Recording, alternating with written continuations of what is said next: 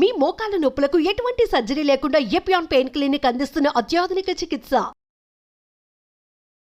నేను ఎక్కడో చదివాను ఇప్పుడే, ఊరికే క్యాన్సర్ స్టాటిస్టిక్స్ ఏంటని చదివితే సర్వైకల్ క్యాన్సర్ తో మరణిస్తున్న ప్రతి 8 నిమిషాలకి ఒక మహిళ మరణిస్తోంది భారతదేశంలో అని అంటున్నారు.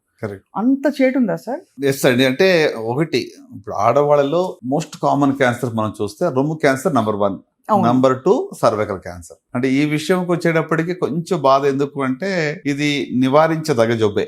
కరెక్ట్, అవును. అంటే ఇన్ దాట్ సెన్స్ మరి ప్రతి 8 నిమిషాలకి ఒక లైఫ్ ని మనం పోగొట్టుకోవడం అనేది ఇట్స్ వెరీ సాడ్ అండి, చాలా దుఃఖకరమైన విషయము. ఈ సంఖ్య తగ్గించడానికి వీలుంది. మన లైఫ్ టైంలో ఈ క్యాన్సర్ లేకుండా చేసే ఆస్కారం అయితే ఉంది. 99%, 100% దేనికి ఉండదు. To live is with risk కదండి.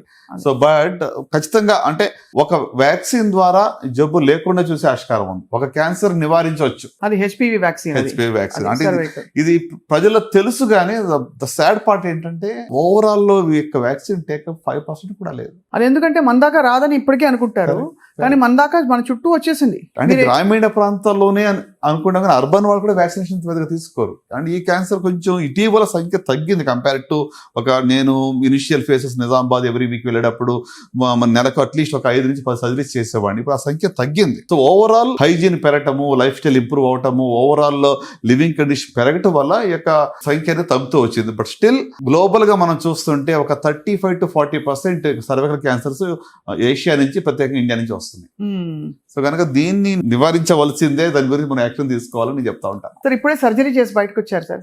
ఏంటి సార్ కేసు? మీకు ఎలాంటి కేసెస్? మీరు అంటే అంత రోజు ఏదో ఒకటి ఇలాంటి రాచకొండ గురించి మాట్లాడడం తప్ప వేరే ఉండదు మీకు ప్రపంచంలో. అంటే రోజు 4-5 సర్జరీస్ కంపల్సరీ చేస్తుంటాను. ఇప్పుడే ఒక breast cancer 40 years old female అనమాట. So early breast క్యాన్సరే.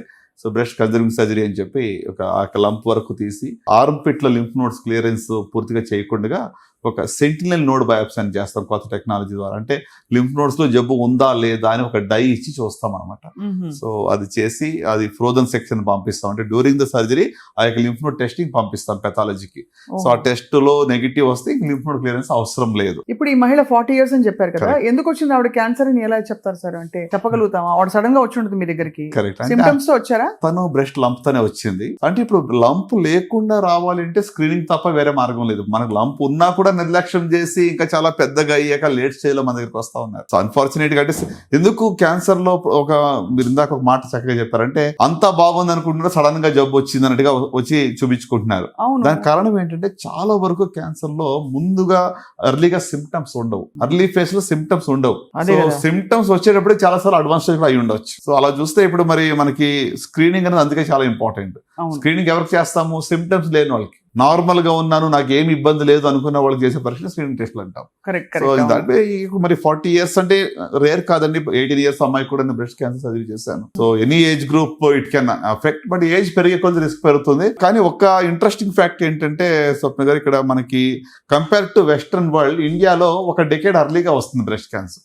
అక్కడ 50s to 60s లో వస్తుంటే మన దగ్గర 40s to 50s లో వస్తా ఉంది. సో అంటే జియోగ్రఫీ కావచ్చు, లైఫ్ స్టైల్ కావచ్చు, ఓవరాల్ గా హెరిడిటరీ ఫ్యాక్టర్ కానీ మల్టీ ఫ్యాక్టోరియల్ అని బ్రెస్ట్ క్యాన్సర్ కూడా మనం ఒకే ఒక రీజన్ వల్ల వస్తుందని చెప్పడానికి లేదు. అంటే ఎందుకంటే సార్ డాక్టర్లు అందరూ ప్రాసెస్డ్ మీట్స్ తినద్దు, బర్గర్లు తినద్దు, పిజ్జాలు తినద్దు అంటారు. అవన్నీ ఎక్కువ తినే దేశం అమెరికా అని అనుకోవచ్చా? వెస్ట్ లో అమెరికా అయ్యుండొచ్చు, కరెక్టే. కానీ మనం కూడా ఫాస్ట్ క్యాచింగ్ అప్ కదా వెస్టర్న్ లైఫ్ స్టైల్ లో. ఖచ్చితంగా మనం కూడా ఫాస్ట్ క్యాచింగ్. అంటే మనకి అంత తొందరగా రావడానికి డిఎన్ఏ మార్పులు ఏమైనా జరుగుతున్నాయా? డెఫినెట్లీ. అంటే మనకి అగైన్ జియోగ్రఫీ వైజ్ కానీ లేకుంటే జన్యుపరంగా కూడా కొన్ని మార్పులు ఉంటాయి. సో ఎగ్జాక్ట్ రీజన్ మనకు తెలియదు వై 1 decade early అని చెప్పి. బట్ స్టాటిస్టిక్స్ మనం చూస్తుంటే ఖచ్చితంగా మన దగ్గర అర్లీగానే కనబడతా ఉంది. సో మీరు as a physician and surgeon sir, మీరు చాలా చూసుంటారు. ఎన్ని కేసెస్ చూసినా ఒక మూల కారణం పట్టుకుంటాం కదా, వాళ్ళు ఏం తప్పు చేశారని. ఆ మూల కారణం ఏంటి సార్? అంటే మీరు అడిగిన ప్రశ్నకు సూటిగా జవాబు చెప్పాలంటే ఒకే ఒక మాటలో జీవన శైలి, లైఫ్ స్టైల్. ఒక మాటలో చెప్పాలండి. ఎందుకంటే ఇప్పుడు మద్యపానం వల్ల కానీ లేకుంటే పొగాకు సేవించిన వరకు క్యాన్సర్ అందరికీ తెలుసు, అది డైరెక్ట్.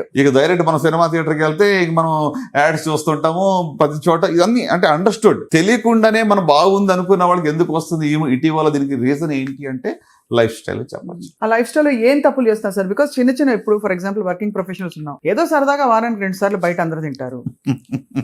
పోనీ మద్యపానం అండ్ స్మోకింగ్ పక్కన పెట్టేస్తే కరెక్ట్. అందరూ అప్పుడప్పుడు ఫాస్ట్ ఫుడ్ తింటారు. మీరు చూడండి ఇప్పుడు ఇటీవల నంబర్ ఆఫ్ రెస్టారెంట్స్ హైదరాబాద్ లో ఎన్ని వచ్చినాయి అనేది. ఇంకా ఎన్ని వచ్చినా రష్ సార్ ఎప్పుడు చూసినా. అదే కదా, అంటే ఎంత అన్లిమిటెడ్ ఫుడ్ అని పెట్టడం వల్ల ఈ బఫే వాటిలో అంటే డీప్ ఫ్రైడ్ ఫుడ్స్, లేకుంటే ప్రాసెస్డ్ ఫుడ్స్, లేకుంటే రెడ్ మీట్, అది కాకుండా మరి బేకరీ ఐటమ్స్, కేక్స్, ఇవన్నీ కూడా కన్సంప్షన్ పెరిగిపోయింది. దీనివల్ల ఏంటంటే మన యొక్క ఓవరాల్ సమతుల్యత బాడీలో దెబ్బతింటా ఉంది.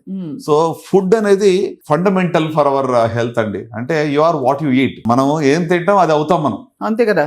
సో కనుక ఫుడ్ మీద నిజంగా మనం కాన్సన్ట్రేట్ చేస్తే దీర్ఘకాల వ్యాధులు చాలా వరకు రాకుండా చూసుకోవచ్చు అని అనుకుంటారు. సో మీరు అన్నారు కదా ఇందాక ప్రాసెస్డ్ ఫుడ్ కావనివ్వండి, లేకుంటే మరి డీప్ ఫ్రైడ్ ఫుడ్స్, ఎక్కువగాని బాగా నూనెలో వేయించిన ఫుడ్. సో అంటే మనం ఏంటంటే ప్రకృతికి దగ్గరగా ఉండే ఫుడ్స్ దూరంగా వెళ్తున్నాం ఇప్పుడు.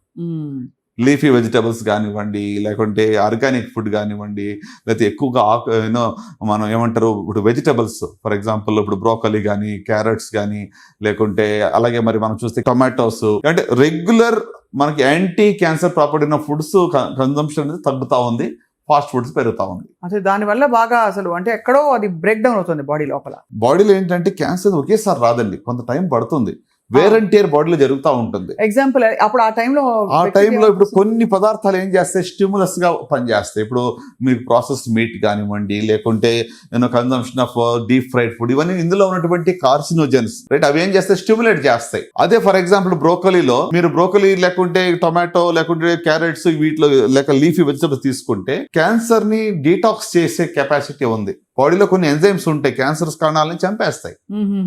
సో డీటాక్స్ ఎంజైమ్స్ ని ఇది యాక్టివేట్ చేస్తాయి. సో చెడుకి మంచికి జరిగే యుద్ధం అది. సో ఆ బ్యాలెన్స్ తప్పినప్పుడు ఇది క్యాన్సర్ బయటపడుతుంటుంది. సో చెడు ఒకవేళ అంటే నేను ఆ జస్టిఫై చేయట్లేదు, కానీ ఒకవేళ చెడు బారిన పడినా కూడా బయట కొంచెం తినాల్సిన పరిస్థితులు వచ్చినా మంచిని సబ్స్టిట్యూట్ చేయడం వల్ల కొంతవరకు నివారించవచ్చు. కరెక్ట్. అంటే antioxidant it's all about their is nothing like poison, it all depends on dose. నా స్టాండర్డ్ గా ఎప్పుడు చెప్తా ఉంటే మాట.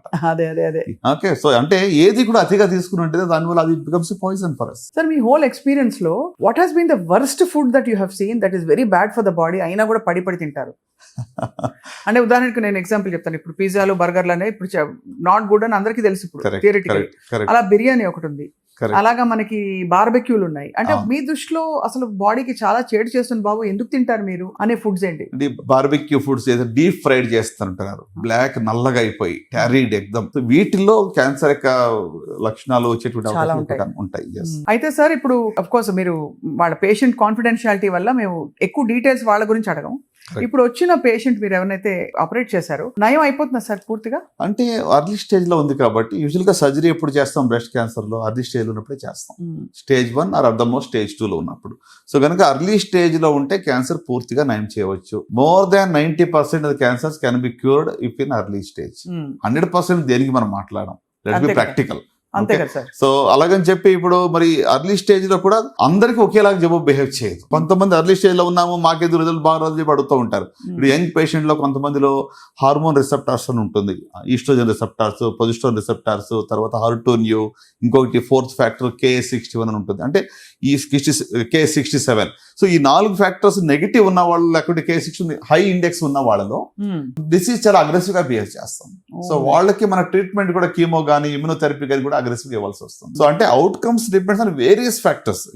ఇది వరకు ఒకటి స్టేజ్ మీద చెప్పేవాళ్ళం, ఇప్పుడు స్టేజ్ కాకుండా ఇక జబ్బు యొక్క పొగురు ఎట్లా ఉంది. ఇప్పుడు కోవిడ్ లో మనం చూస్తాం కదండి, ఇప్పుడు వేవ్ 1 ఒక టైప్ ఉంది, వేవ్ 2 ఒక టైప్ ఉంది, తర్వాత వచ్చే వేవ్స్ అంతా కూడా దానికి పొగరు తక్కువగా ఉంది ఆ వైరస్. అవునవును. సో అట్లానే ఇప్పుడు ఈచ్ టైప్ ఒకే బ్రెస్ట్ క్యాన్సర్ అందరిలో ఒకేలాగా బిహేవ్ చేయదు. పొగరు వచ్చే ఎక్కువ అంటే ఒక్కొక్కరిలో ఒక్కొక్క రకంగా ఉంటుంది. ఏ జీన్స్ వాళ్ళ మార్పు వచ్చినాయి అనే దాన్ని బట్టి అగ్రెసివ్నెస్ అనేది ఉంటుంది. సో ఇంత మెడికల్ టెక్నాలజీ మధ్య one good thing is cancer నయం అవుతోంది చాలా మందికి, కానీ ఇంకోవైపు సవాళ్ళు అయితే విసురుతోంది. అది మ్యూటేట్ అవుతున్న డిసీజ్ అంటే రాపిడ్ గా ఇవాల్వ్ అవుతుంది.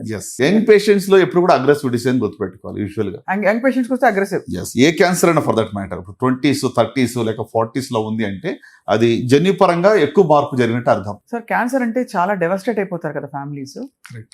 సో ఎలా, హౌ డు దే అంటే కమ్ టు యూ అండ్ మీరు ఎలా కోప్ చేస్తారు, ఎలా డీల్ చేస్తారు? ఫస్ట్ ఆఫ్ ఆల్ చాలా మంది వచ్చినా ఏం చెప్తారంటే డయాగ్నోసిస్ చెప్పొద్దు, ఆ వర్డ్ చెప్పొద్దు, చెప్తే కృంగిపోతారు, కూలిపోతారు, చెప్పొద్దు. ఎవరు చెప్తారు? ఫ్యామిలీ మెంబర్స్ చెప్తారు. సో అంటే వాళ్ళు నన్ను ఎలా చూస్తారంటే నేను ఏదో డెత్ సెంటెన్స్ ఇస్తున్నాను వాళ్ళకి, ఇంతకాలం ఉంటారు అనేటువంటి ఒక ఎక్స్పెక్టేషన్తో వాళ్ళు నా ముఖం చూస్తూ ఉంటారు. బాబా. సో అంటే ఇది రియలీ పెయిన్ఫుల్. ప్రతిరోజు కూడా వాళ్ళు ఇంకెంతకాలం ఉంటుంది, లైఫ్ ఎంత అని అడిగినప్పుడు వాళ్ళకి ఏం చెప్పాలి, మనం ఉన్నది ఉన్నట్టుగా చెప్పాలా, ఎగ్జాక్ట్గా మనం చెప్పగలమా? ఫస్ట్ ఆఫ్ ఆల్ అంతే కదా. అన్ని జబ్బులు ఒకేలాగా బిహేవ్ చేయవు. ఒక ఓవరాల్ ట్రెండ్ బట్టి మనం ఒక గెస్ చెప్తాం తప్ప I can't exactly quantify somebody's life కదండి. అవునవును. సో అంటే it is really in a way painful. ఎందుకంటే 80% ఇప్పుడు కూడా లేట్ స్టేజ్ లో మన దగ్గరికి వస్తున్నారు కదా. So అంటే మెజారిటీ వాళ్ళకి బ్యాడ్ న్యూస్ ఇవ్వాల్సి వస్తుంది. అవునవునవును. బ్యాడ్ న్యూస్ అంటే మీరు స్టేజ్ 3-4 లో ఉన్నారు. సో మీ survival rates 5 years survival rates less than 60%, 50%. Stage 4 ఉంటే 5 years క్యూర్ అవ్వదు, లైఫ్ స్పాన్ పొడిగిస్తున్నామని చెప్తాం. 1 year 2 years లేదా కొంతమంది 6 months. ఆ టైంలో ఫ్యామిలీస్ ఎలా ఉంటాయి సార్? అసలు ఉప్పుకూలిపోతాయి. చాలా ఎమోషనల్ అండి. డెఫినెట్ గా ఇట్స్ వెరీ పెయిన్ఫుల్. అంటే క్యాన్సర్ లో ఒకటి ఏంటంటే పేషెంట్ తో పాటు ఫ్యామిలీ అంతా కూడా సఫర్ అవుతుంది. బోత్ ఎమోషనల్లీ, ఫైనాన్షియల్ గా కానీ, సోషల్ గా కానీ, మొత్తం ఫ్యామిలీ సఫర్ అవుతుంది. అసలు ట్రీట్మెంట్ తీసుకుంటున్నప్పుడు కూడా నేను విన్నది చాలా పెయిన్ఫుల్ గా ఉంటుంది. అంటే సర్జరీ అంటే దెబ్బతో అయిపోతుంది, బట్ ఆ తర్వాత కీమోథెరపీ కానీ, రేడియేషన్ కానీ, దాని సైడ్ ఎఫెక్ట్స్ కానీ చాలా డ్రైన్ అవుట్ అయిపోతారు కదా సార్. డెఫినెట్ గా అంటే I won't say cancer treatment journey simple అని చెప్పను కానీ, బట్ గత 10 ఏళ్ల క్రితానికి ఇప్పటికి చూస్తే మార్పులు బాగా వచ్చాయి. బట్ ఈవెన్ దెన్ ఇది రాకుండా చూసుకుంటాం అంత ఉత్తమమైనది ఏది లేదు అని మనం గ్రహించుకోవాలండి. ఇప్పుడు ఫుడ్, మీరు ఇందాక ఫుడ్ గురించి మాట్లాడుతుంటే అదే అంటున్నాను. ఇప్పుడు ఫుడ్ జాగ్రత్తలు ఒక 2-3 decades తర్వాత కూడా ఎఫెక్ట్ చూపిస్తుంటుంది. ఏదో ఇప్పుడు ఈ సంవత్సరం బాగా ఎక్కువ నాన్ వెజ్ తిన్నాను, రకరకాల డిఫరెంట్ ప్రాసెస్ ఫుడ్ తిన్నాను అంటే వెంటనే వచ్చేది అది. సో ద ఎఫెక్ట్ చాలా సంవత్సరాల తర్వాత ఉంటుంది కనుక మనం లాంగ్ టర్మ్ ఇన్వెస్ట్మెంట్ మన హెల్త్ మీద చేసుకోవాలి. లైఫ్ స్టైల్ అంటే ఫుడ్ ఒకటే కాదు, మరి ఫిజికల్ యాక్టివిటీ కానివ్వండి, అంటే అఫ్ కోర్స్ హ్యాబిట్స్ గురించి మీరు ఆల్రెడీ చెప్పారు. ఇది స్మోకింగ్ గురించి కానీ, మద్యపానం కూడా ఇటీవల చూడండి, స్మోకింగ్ కొంతవరకు తగ్గిందేమో కానీ ఆల్కహాల్ మరి మోతాదు బాగా పెరిగింది. సో ఆల్కహాల్ వల్ల డైరెక్ట్ గా క్యాన్సర్ వస్తుందని మనకి స్టడీ. చాలా క్యాన్సర్స్ అండి, ఒకటి కాదు, ప్రూవన్. వాట్ ఆర్ అయ్యో, ఓరల్ క్యాన్సర్స్ కానివ్వండి, it can be stomach cancer కానీ, ఈసోఫేస్ క్యాన్సర్ కానీ, కిడ్నీ క్యాన్సర్ కానీ, ప్యాంక్రియాస్ కానీ, యూరినరీ బ్లాడర్ కానీ, multiple. And with smoking risk ఉన్నప్పుడు ఇంకా రిస్క్ పెరుగుతూ ఉంటుంది. దాంతో పాటు ఇంకా సరే ఆల్కహాల్ తో పాటు న్యాచురల్ అదర్ హ్యాబిట్స్ అన్ని, స్లీప్ ప్యాటర్న్స్ మారిపోతాయి. స్ట్రెస్ పెరుగుతుంది. స్ట్రెస్ డైరెక్ట్ గా క్యాన్సర్ కారణం నేను చెప్పను కానీ ఇండైరెక్ట్ గా కారణం అవుతుంది. ఎందుకంటే స్ట్రెస్ వల్ల ఏమవుతుంది, అలవాట్లకి బానిసలు అవుతారు. అవును. సో దానివల్ల అంటే ఇట్స్ మల్టీఫోల్డ్ ఎఫెక్ట్ అనమాట. డైరెక్ట్ గా స్ట్రెస్ క్యాన్సర్ కారణం అని చెప్పి ఎవరు ప్రూవ్ చేయడం కష్టం ఇది. అవునవును, అంతే. అదే అడుగుతారు అందరూ, ఏంటి ఎలా చెప్పు, స్ట్రెస్ లేదా, అందరి జీవితంలో స్ట్రెస్ ఉంది కదా. బట్ అది కార్టిసాల్ రిలీజ్ అయ్యి ఇద్దరు సరిగ్గా టోటల్ హార్మోనల్ ఇంబ్యాలెన్స్ అవటము, దాని ద్వారా ఏంటి ఇప్పుడు దాన్ని అధిగమించడానికి మనకు ఉన్న వేరే అలవాట్లు ఉంటాయి కదా. సో ఓవరాల్ అంటే హార్మోనల్ ఇంబ్యాలెన్స్ ఒకటే కాకుండా మరి ఆల్కహాల్ కానీ, లేకుంటే స్మోకింగ్ కానీ, ఇట్లా ఇవి కూడా వస్తున్నాయి. ఫుడ్ హ్యాబిట్స్ మారుతాయి. అవును, దాని వల్ల వచ్చే ఇతరత్ర వ్యసనాలు, ఫ్రైడ్ ఫుడ్స్ ఎక్కువ తింటారు ఆల్కహాల్ తాగే వాళ్ళందరూ కూడా.